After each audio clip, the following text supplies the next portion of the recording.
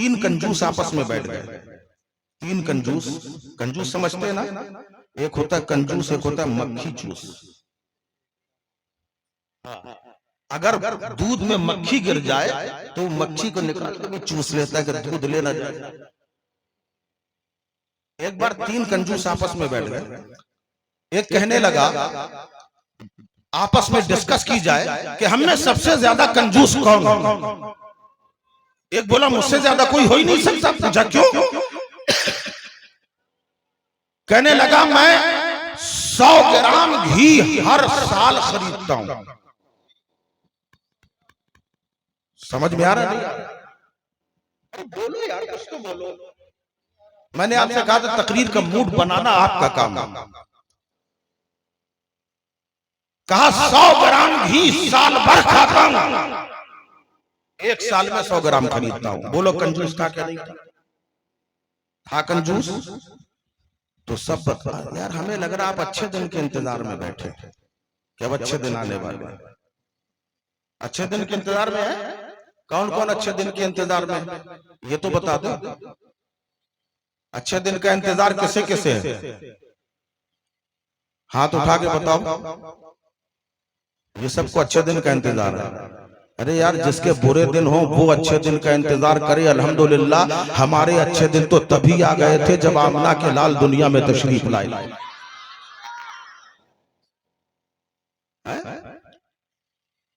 बहरहाल उसने क्या कहा?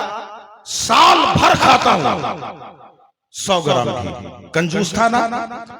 दूसरा कहता, तुमने क्या कंजूसी करी यार, तुम हर साल खरीदते हो 100 ग्राम। मैंने 10 साल पहले 100 ग्राम लिया था, आज तक खा रहा हूं, खत्म नहीं हुआ। मैं मर के चला जाऊंगा, मेरे बच्चे भी खाएं। का तुमने क्या किया? कल शीशी, कांच की शीशी में मैंने 100 ग्राम घी डाल दिया, और जब घी खाने का मन होता है गरम गरम रोटी लेता हूं, ऊपर से चिपड़ लेता हूं। खत्म होगा? नहीं होगा ना? कंजूस था, बहुत बड़ा कंजूस था।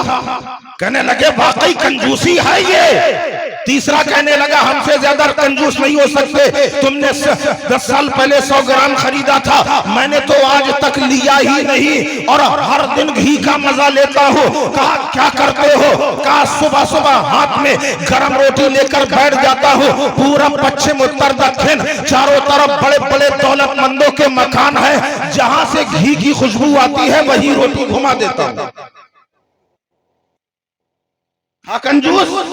अब आका की बारगाह में अल्लाह के नबी सल्लल्लाहु अलैहि वसल्लम इरशाद फरमाते हैं कि इस दुनिया के अंदर सबसे बड़ा कंजूस वो है कि किसी मुसलमान के हक में दुआ की जाए और जो आमीन ना कहे, उससे बड़ा कंजूस कोई नहीं है।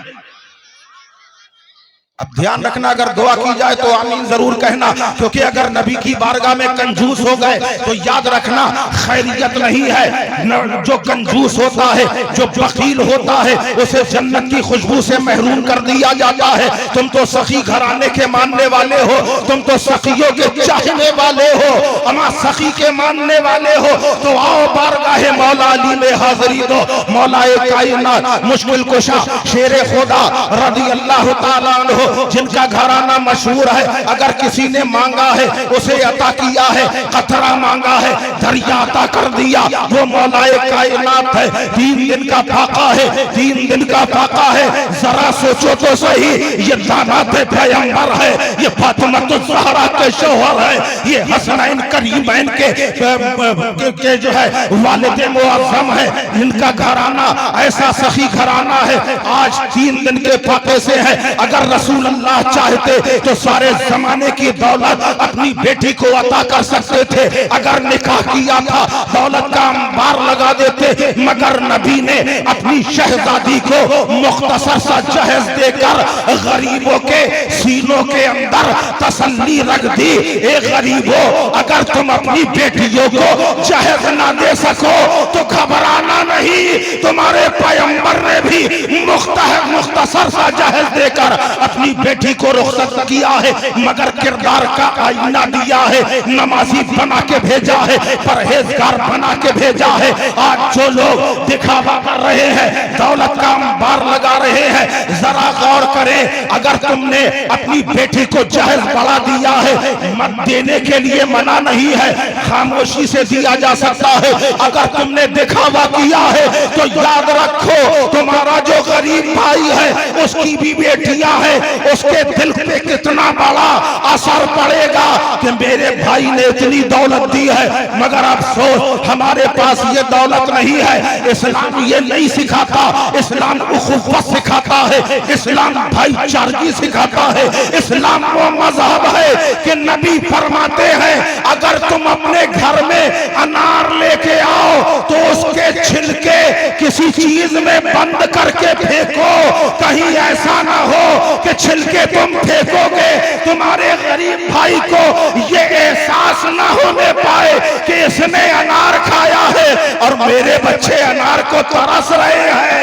ये है किरदार नबी, इसलिए अपने भाइयों का ख्याल रखना भी जरूरी है। ये है इस्लाम। मौलाए कायनात को क्या नहीं दिया जा सकता था जहेज में, मगर दामादे पैगंबर को देखो, कनाअत पसंदी का आलम ये है, वो मौलाए कायनात 3 दिन के फाके से है, 3 दिन के फाके से है मौलाए कायनात। ये खबर किसी तरह अबू जहल को लग गई। अबू जहल को जानते हो? हाथ उठाओ, किसने किसने देखा? जानते हो, कट्टर इस्लाम का दुश्मन यही था ना, इस्लाम को हमेशा देर करने की कोशिश करता रहा, सहाबा के खिलाफ ताने बाने बुनता रहा। इस्लाम का भी दुश्मन, पैगंबर इस्लाम का भी दुश्मन। उसे खबर लग गई कि मौला अली 3 दिन के फाके से। दिली दिल सोचने लगा, ऐसे में कोई मांगने वाला आ जाए तो मजा आ जाए, क्योंकि ये अली का घराना बड़ा मशहूर है सखावत में। अगर कोई मांगने वाला आ जाए तो अली के घर भेज दूं। जब अली के घर जाएगा, 3 दिन के फाके से मौला अली है, जाहिर है कि खाली हाथ भेज दिया जाएगा। सोच ही रहा था। अच्छा, कभी कभी होता भी ये है कि आप कोई बात सोचते पूरी भी हो जाती है, होता है ना। एक मौलाना साहब ने तकरीर की, तकरीर में बताया दिन भर में एक दुआ मुसलमान की कबूल होती।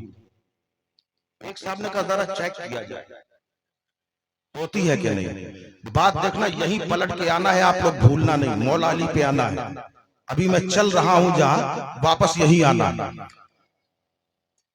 मौलाना साहब ने तकरीर करी, दिन भर में एक दुआ जरूर कबूल होती है। एक साहब ने सोचा कि चलो चेक किया जाए। एक ईंटा उठाया, जंगल में जाके बैठ गए सुबह सुबह, और वहां जाके कहने लगे, आय अल्लाह से सोना बना दे, आय अल्लाह से सोना बना दे। आज भी हमारा मिजाज यही है, हम चाहते हैं मेहनत ना करना पड़े, यहाँ जमा कर दो, इससे ज्यादा मिल जाए। यही मिजाज है ना। ये सूद ब्याज है, याद रखना, इसकी सजा बहुत सख्त है क़यामत में। अल्लाह के प्यारे रसूल सल्लल्लाहु अलैहि वसल्लम जब वहां गए मेराज में, वापस आके सहाबा से फरमाया, सहाबा अक्सर ख्वाब बताया करते थे कि या रसूल अल्लाह, आज मैंने ये ख्वाब देखा, आज मैंने ये ख्वाब देखा। मेरे आका अलैहिस्सलातु वस्सलाम सहाबा से इरशाद फरमाते हैं, ऐ मेरे सहाबा, आज मैंने भी कुछ देखा है। तवज्जो चाहे यार, बोलना तो सीखो आप।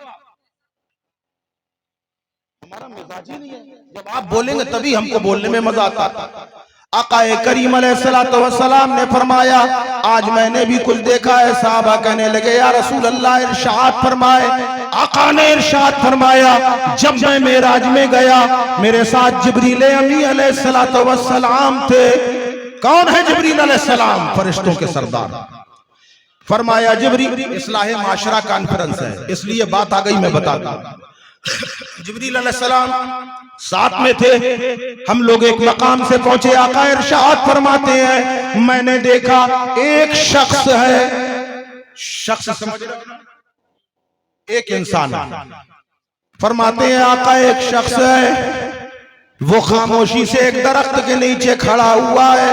एक भारी भरकम जसामत वाला, कदो कामत वाला एक शख्स है और उसके हाथ में बड़ा भारी पत्थर है, बड़ा भारी पत्थर है। वो हाथ में उठाता है और बेदर्दी के साथ उस इंसान के सर पे मारता है। सर का भेजा टुकड़े टुकड़े होकर बिखर जाता है।